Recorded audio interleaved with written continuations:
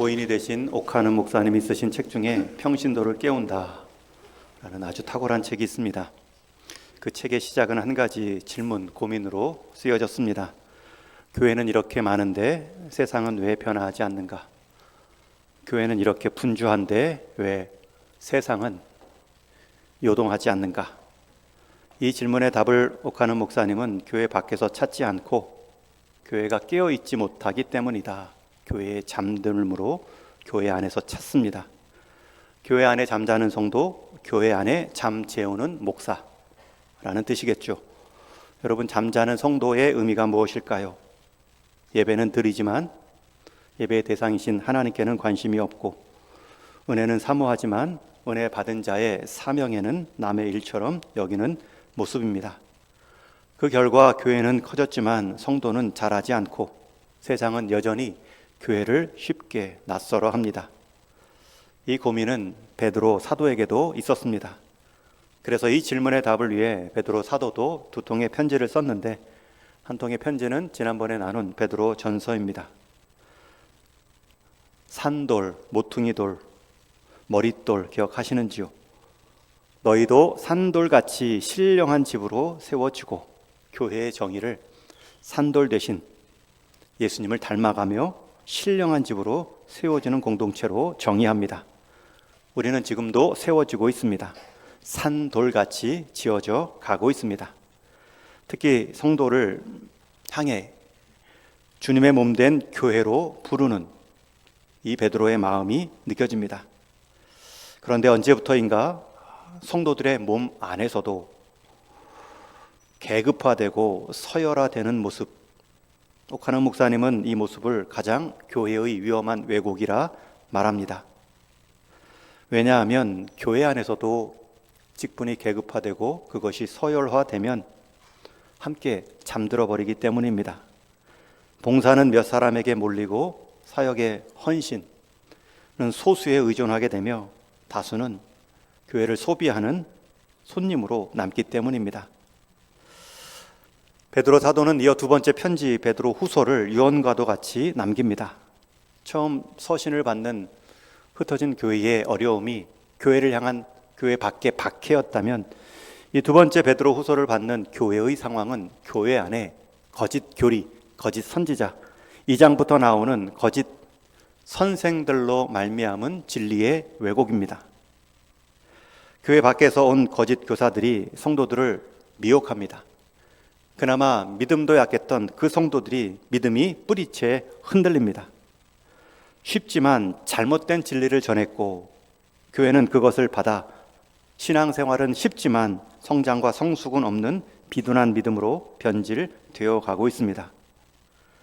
이런 상황에서 오늘 반복되는 표현처럼 육신의 장막을 이제 곧 벗을 때가 되었다, 자기 죽음을 앞둔 베드로 사도가 끝까지 교회를 향해 붙들어야 될 것을 강조합니다. 그 강조의 명령형이 생각하라입니다. 이 생각하라는 단어가 오늘 함께 읽은 본문에 반복돼서 표현됩니다. 12절에 보면 내가 항상 너희에게 생각나게 하려 하노라. 13절에 보면 내가 이 장막에 있을 동안에 너희를 일깨워 생각나게 함이 옳은 줄로 여기노니. 15절 말씀에 보면 내가 힘써 너희로 하여금 내가 떠난 후에라도 어느 때나 이런 것을 생각나게 하려 하노라. 한마디로 교회를 깨우는 방법은 생각하라입니다. 언어적 의미로는 잊지 말고 기억하라는 뜻입니다. 이 일을 위해 나는 항상 너희에게 생각나게 할 것이고 내 육신의 장막 있을 동안에 나는 너희를 일깨워 생각나게 할 것이며, 15절에서는 내가 힘써 너희로 이런 것들을 생각나게 하려 하노라. 여러분, 오늘 교회 오실 때 어떤 생각이 가장 많이 나셨는지요? 하루아침 눈 뜨면 가장 먼저 생각 드는 것이 무엇인지요? 여러분들의 요즘 생활을 좌지우지하고 있는, 지배하는 생각거리는 무엇인지요? 우리는 두 가지 생각의 종류를 말할 수 있습니다. 첫 번째는 생각하지 않아도 될 것들이 자연적으로 생각나는 거리가 있죠. 일상의 거리, 내 관심의 거리, 내 욕심의 거리.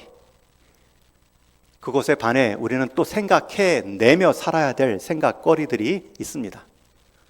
그런데 우리가 생각하며 살아야 할 것들은 쉽게 자동적으로 떠오르지 않습니다. 그러나 우리가 잊고 살아도, 아니 있는 것이 더 유익한 생각거리들은 쉽게 거의 자동적으로 아침마다 매일의 삶을 좌우합니다.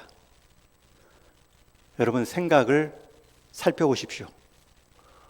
여러분, 이 생각하라, 이 생각거리가 얼마나 중요한지 사도 베드로는 단 한 가지 육신의 죽음을 앞두고 잘 생각하라, 힘써 생각하라, 항상 생각하라 말하고 있습니다. 그 생각거리가 무엇이죠? 이어지는 16절 말씀입니다. 우리 16절을 같이 한번 읽습니다. 시작. 우리가 우리 주 예수 그리스도의 능력과 강림하심을 너희에게 알게 한 것이 교묘히 만든 이야기를 따른 것이 아니오. 우리는 그의 크신 위엄을 친히 본 자라. 요약하면 항상 생각하고 힘써 생각하고 내가 늘 일깨워 주기를 원하는 생각거리는 우리 주 예수 그리스도의 능력과 강림하심을 너희가 좀 생각하기를 원한다. 이걸 한두 번 말한 것이 아닙니다. 능력과 강림하심을 너희에게 알게 한 것, 이미 알려줬다는 것이지요. 가르쳐줬다는 뜻입니다.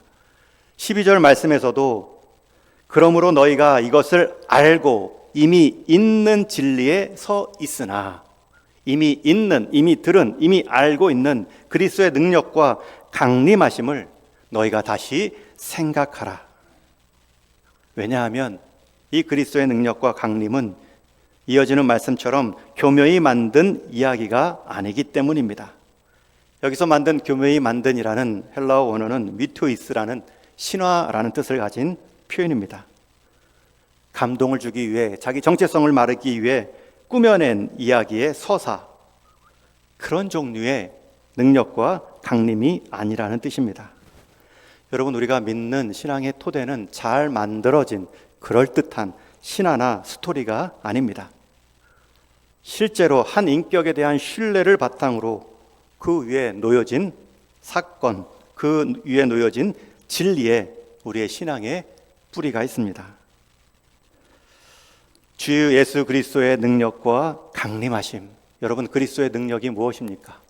기적만을 생각하시면 안 됩니다. 복음서에서 나온 병자를 치유하고 배고픈 자를 오병이어로 먹이고 심지어 죽은 자를 살리는 그 일을 능력으로 제한하시면 안 됩니다. 주 예수 그리스도의 능력은 그런 능력을 가진 분신 하나님께서 사람이 되어 주셔서 우리를 위해 죄값을 자신의 생명으로 치러 주시고, 그 죽음이 그저 한 33살의 유태인 사람 죽음이 아니라 하나님의 죽음이었다는 것을 보여주기 위해 하나님이 그를 살리시고, 그리고 승천하시어 다시 오시겠다, 강림하시겠다 약속하신 것이 그리스도의 능력입니다. 여러분, 이 능력을 맛보셨는지요? 이 그리스도의 능력을 알고 계신지요? 아니, 그 알고 계신 그리스도의 능력을 지금도 생각하고 계신지요?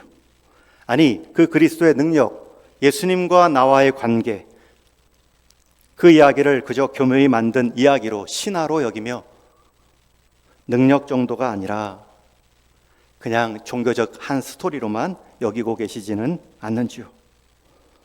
여러분, 그리스도의 능력, 그것이 우리의 하나님 자녀되는 권세입니다. 교묘히 만든 이야기가 아닙니다. 한 인격이 실제로 행한 그 진리 위에 우리는 신앙을 두고요, 그 하나님이 아들을 통해 이루신 그 사건을 믿음으로 우리도 그 사건의 주인 삼아 주시려는 하나님 계획에 참여하는 것입니다. 베드로 사도는 그 그리스도의 능력과 강림하심을 친히 위엄으로, 영광으로 보았다고 말합니다. 실제로 베드로는 사람, 예수님만, 기적만 본 것이 아닙니다. 잠시 하나님 되심의 그 빛됨을 잠깐 본 적이 있습니다. 베드로 후서 오늘 본문 17절, 18절에 보면 한 장면을 소개하죠. 복음서에 나온 예수님의 변화산 사건입니다. 수제자 3명을 데리고 변화산에 올라 그 얼굴과 옷은 빛과 같이 휘어지고 또 그 순간 하늘로부터 음성이 들립니다. 이는 내 사랑하는 아들이요 내 기뻐하는 자라. 여러분, 그 자리에 베드로 사도도 있었습니다. 베드로는 예수님의 영광의 빛을 보았고 영광의 소리를 들었습니다. 꿈이나 신화가 아닌 목격자의 증언입니다. 이 본 것을 사도 베드로는 자신의 육신의 장막을 벗기 전에 이 본 그리스도의 능력과 강림을 성도들의 믿음의 옷으로 입히고자 지금 글을 쓴 내용, 주장하고 있는 내용이 바로 베드로 후서입니다. 여러분, 이 베드로 사도의 안타까움을 여러분을 향한 마음으로 받으셔야 됩니다. 우리의 신앙은 허탄한, 잘 꾸며진 그럴듯한 이야기에 있지 않고 하나님이신 그리스도께서 사람으로 오셔서 우리를 위해 죽으신 십자가와 부활하신 그 사건, 그 능력, 거기서 끝이지 않죠. 그분께서 다시 심판주로 오신다는 약속, 성경에서 마지막 아직 성취되지 않은 주님의 재림까지 우리가 믿고 살아간다면 우리는 결코 잠들 수가 없습니다. 신앙이란 막연한 이야기, 막연한 낙관이 아닙니다. 믿음이란 진리에 기초한 확신입니다. 그리고 그 진리의 중심에는 영광스러운 예수님이 계십니다. 여러분, 그 예수님은 인격적으로 우리를 만나 주셨고 우리를 지금도 동행하시며 인도하고 계십니다. 사도 베드로는 이미 알고 있는 것을 다시 말하겠다 강조하고 있습니다. 너희가 모르는 것이 아니라 너희가 잊고 살아간다는 것을 일깨우기 위함입니다. 왜 이미 알고 있는 것, 이미 진리 위에 서 있는 것을 다시 말하겠다 강조합니까? 그 이유는 우리가 아는 것과 사는 것은 다르기 때문입니다. 내가 안다고 해서 사는 것과 동일시할 수 없습니다. 여러분, 살아내야 그 능력이 경험되어지는데 안다고 해서 그 능력을 경험했다 말할 수 없습니다. 근육만큼 정직한 것이 없지요. 내가 근육을 키우는 법을 아는 것과 그 근육을 위해 내가 운동하는 것은 다른 것입니다.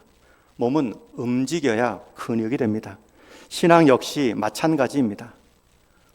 우리가 믿음의 내용이 부족해서 몰라서 무너지는 것이 아닙니다. 그 능력을, 그 주님의 다시 오심을 잊어버리기 때문에 무너집니다. 교리를 모르는 것이 아닙니다. 교리를 자꾸 잊기 때문입니다. 바쁘다 보니, 피곤하다 보니 자꾸 희미해집니다.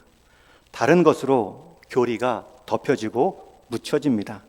아니, 현실에서 보이는 세상 영광이 더 커 보입니다.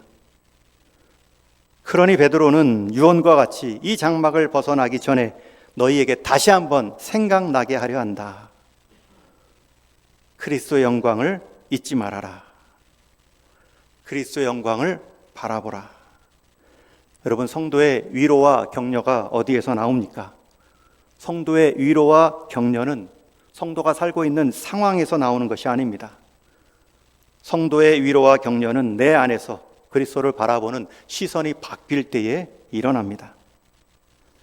당시 초대교회는 안으로는 이 거짓 교리들에 대한 위험과 밖으로는 교회를 향한 핍박 가운데 있습니다.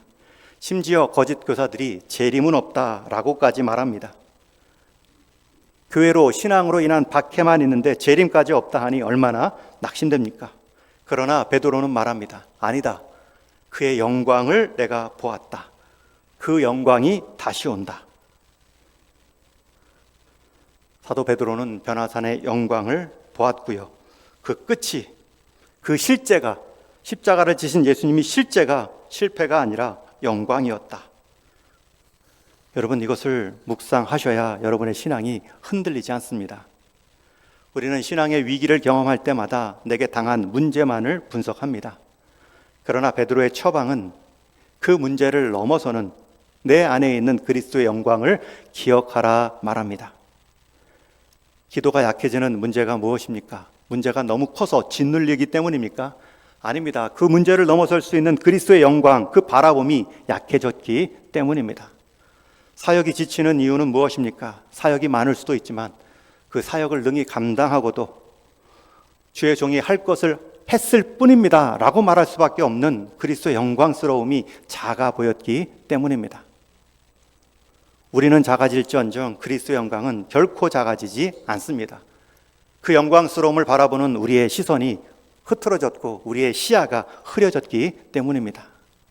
세상 위로는 괜찮아질 거야 라고 말하지만 사도 베드로는 말합니다. 아니야, 그분의 영광스러움은 변함이 없어. 사도 베드로의 마지막 유언과도 같은 말씀이 오늘 이 아침 여러분 가운데 그리스도의 능력, 그리스도의 다시 오심이 여러분들 인생 가운데 소망이 될 수 있기를 주님의 이름으로 축원합니다. 여러분들이 경험한 체험한 신앙은 무엇이 있습니까? 사도 베드로는 나는 그리스도의 영광을 보았다. 여러분들이 그리스도의 영광을 본 경험은 무엇입니까? 그 영광이 그저 사적 체험인지요? 그것을 통해서 누군가를 위로하고 격려하고 내 육신의 장막 벗을 마지막 순간까지 남길 수 있는 간증 같은 유언 같은 보석으로 사용하고 계신지요?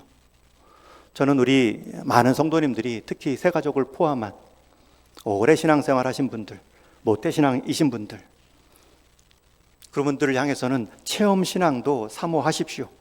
살아계신 하나님께서 살아계심을 드러내는 방법을 하나님 내 수준에 맞게 때로는 가시적으로, 때로는 오감의 체험적으로 경험되게 해 주옵소서. 그렇게 기도하고 그렇게 권면도 합니다. 그러나 거기서 멈춰서는 안 되지요. 여러분, 사도 베드로가 그 영광을 보고 제가 변화산에서 주님과 함께 초막을 짓고 계속 살고 싶습니다 할 때에 주님은 내려가라 말했지요. 영광을 보았으니 내려가 할 일이 있다, 사명이 있다. 여러분, 체험의 자리는 한 번 스쳐 지나가는, 한 번 맛보는 위로입니다. 오늘 말씀에서 사도 베드로는 체험보다, 보는 것보다, 듣는 것보다 더 분명한 것이 있다 말하지요. 우리 19절을 같이 읽겠습니다. 시작. 또 우리에게는 더 확실한 예언이 있어 어두운 데를 비추는 등불과 같으니 날이 새어 샛별이 너희 마음에 떠오르기까지 너희가 이것을 주의하는 것이 옳으니라.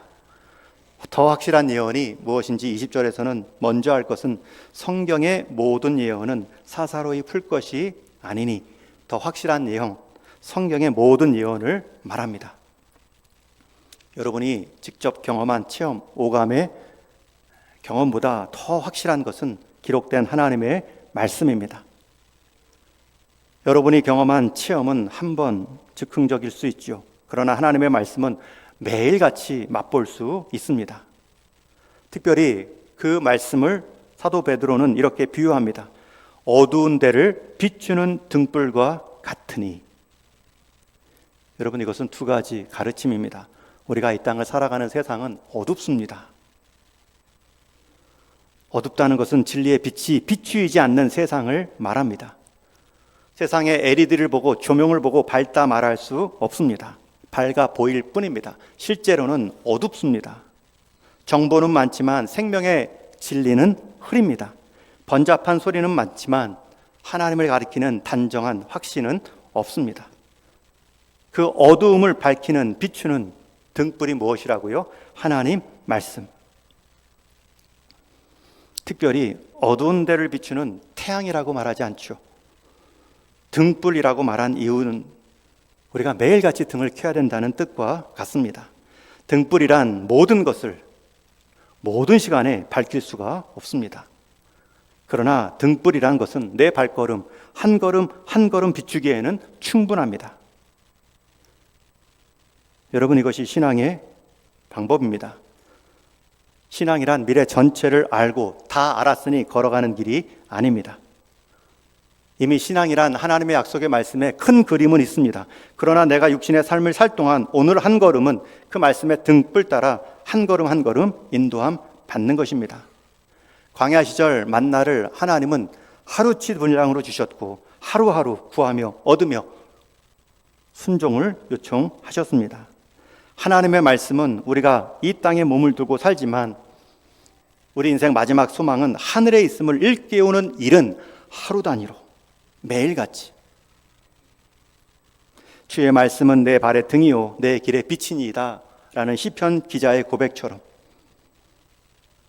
우리 인생 하나님 말씀의 등불은 내 한 걸음 걷는데 실수함 없이 온전히 비추어 주시고 그렇게 한 걸음 한 걸음 인도함 받았더니 내 길에 빛이셨습니다 라고 말할 수 있는 생명의 빛입니다. 그래서 사도 베드로는 다시 한번 21절에서 이렇게 강조합니다. 우리 21절 같이 읽습니다. 시작. 예언은 언제든지 사람의 뜻으로 낸 것이 아니요 오직 성령의 감동하심을 받은 사람들이 하나님께 받아 말한 것입니다. 여러분, 성경은 하나님 말씀입니다. 이것만큼 앞에 큰 형용사가 어디 있습니까? 하나님 말씀입니다. 여러분이 하나님께 헌신한다는 것은 하나님 말씀에 헌신한다는 것과 같은 뜻입니다. 우리가 부모님께 효도한다는 말은 부모님 말씀에 순종한다는 것과 같은 말씀이죠. 부모님을 위한다고 좋은 음식, 좋은 관광시켜주면서도 주님, 부모님 말씀은 듣지 않고 관심도 없다면 참된 효자라 말할 수 없습니다. 우리가 하나님께 헌신한다는 말은 이 하나님의 말씀을 사랑하고 이 하나님 말씀의 가치대로 내 삶을 맞추어 살아가는 모습입니다. 그런 인생을 하나님이 보호하시고 하늘의 복으로 채우십니다.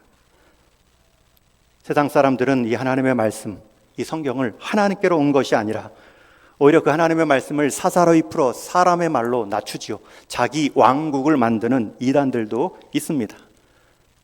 신천지를 비롯한 수많은 이단들의 시작은 이 말씀의 왜곡입니다. 사사로이 풀어서 하나님의 권위를 사람의 권위로 낮추어 버립니다. 여러분, 이단의 가장 큰 특징은 이 하나님 말씀이기 때문에 말씀을 읽을수록 하나님을 사랑하고 하나님을 높여야 되는데 이단의 특징은 이 말씀을 통해 교주를 높입니다. 그리고 따르는 자들을 대상화시킵니다. 하나님 말씀은 하나님만을 높이고 하나님을 따르는 자들을 존귀하게 말하는데 이 하나님 말씀마저도 사사로이 풀어서 교주를 높이고 따르는 자들을 대상화하는, 도구화하는 우를 범하죠. 여러분, 조심하십시오. 아무도 성경 공부한다고 막 따라다니시면 안 됩니다. 내가 성경을 한번 장악해야지, 성경을 한번 속성으로 끝내야지, 그렇게 접근합니다. 그리고 성경을 사사로이 가르칩니다. 요한계시록을 딱딱 맞는 것 같이 풀어 쓰지만 전혀 정통 해석과는 거리가 먼 자기들의 집단을 사유하는 방식으로 해석합니다. 겸손하게 듣고 말씀하시는 데까지 제가 순종하겠습니다. 그 태도가 중요합니다. 여러분들의 헌신은 하나님 말씀의 헌신입니다.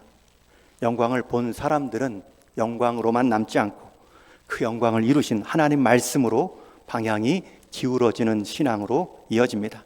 그게 건강한 모습입니다. 말씀은 절대 인간의 아이디어가 아닙니다. 하나님 말씀은 성령의 감동으로 기록된 하나님의 드러내 보이심 계시입니다. 이것이 얼마나 우리에게 위로가 되고 격려가 됩니까? 하나님 말씀은 변함이 없습니다.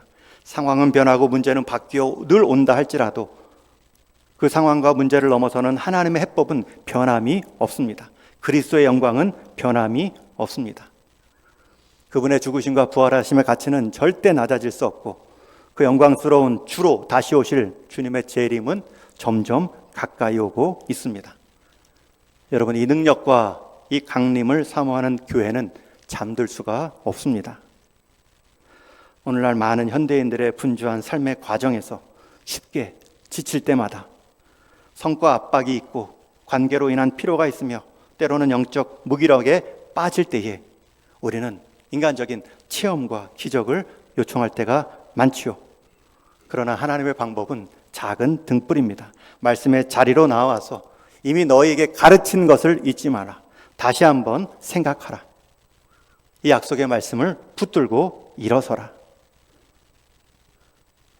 그러니 여러분들이 하나님 말씀을 듣고 묵상하는 시간들을 정해 놓으셔야 됩니다. 매일 의도적으로 그리스도의 영광을 묵상하셔야 됩니다.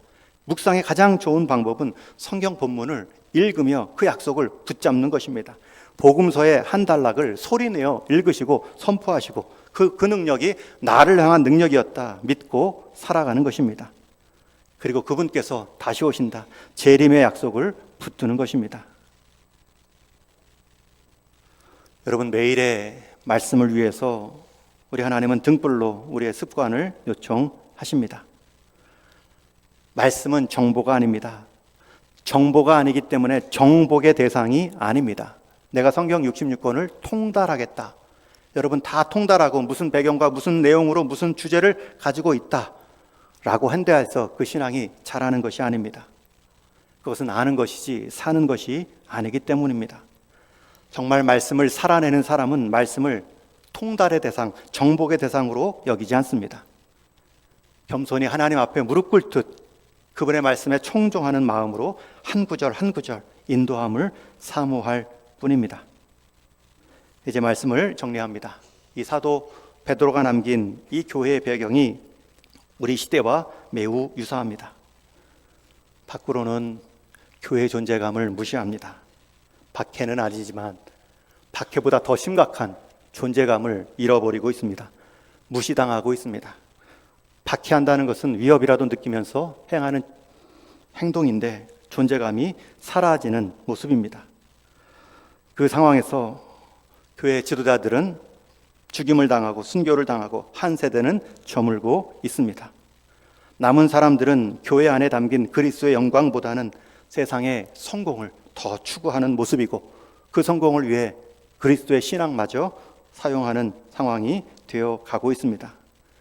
여러분, 이것은 교회가 잠드는 모습입니다.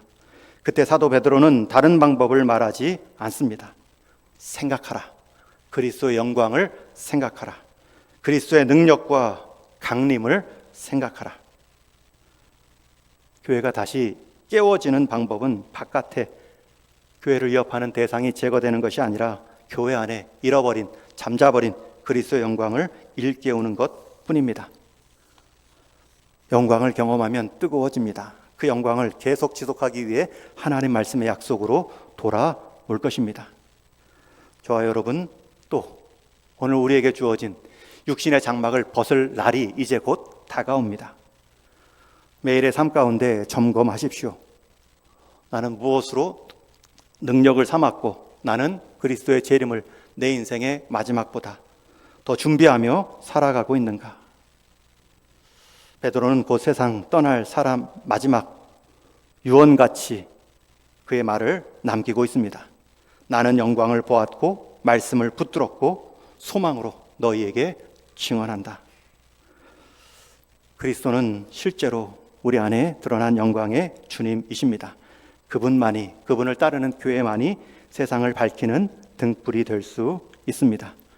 그 빛으로, 그 소망으로 우리 인생 등불 삼고 이 땅 가운데 주님 드러내 보일 수 있는 동인교회 되기를 주님의 이름으로 축원합니다.